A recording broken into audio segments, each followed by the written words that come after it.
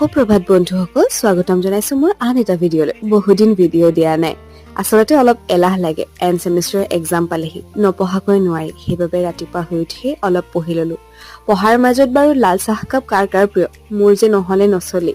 দিনত অলপ পঢ়ি ভাত পানী খাই ওলাই গলো টাউনলৈ। প্ৰথমতেই বাৰ এনিভাৰ্চাৰীৰ বাবে মানে ভিন্দৰ হৈ মই বাক ছাৰপ্ৰাইজ দিলো। তাৰ পাছতে মই আৰু মোৰ বা গলো আমাৰ কাজিন এগৰাকীৰ ঘৰলে। আচলতে আমাৰ বাৰ এটা বেবী হ'ল, 1 মাহ হৈছে। তাকে চাবলৈ বায়ে মই গলো। বেবীটো পিছে বৰ মৰম লগা, কিন্তু প্ৰায় শুয়ে থাকে। তাত আমি প্ৰথমত চাহ মিঠাই খালো আৰু তাৰ পাছতে আমাৰ বাবে যোগাৰ কৰিলে লুচি ভাজি। বেবীটোক এয়া আমি হেক দিয়াও চালো। পিছে বেছি সন্ধিয়ালৈ ৰৈ নাথাকি ঘৰলৈ উভতিলো। ঘৰলৈ আহি আৰু এটা কাম থকাত মাৰ লগত আকৌ টাউন গলো।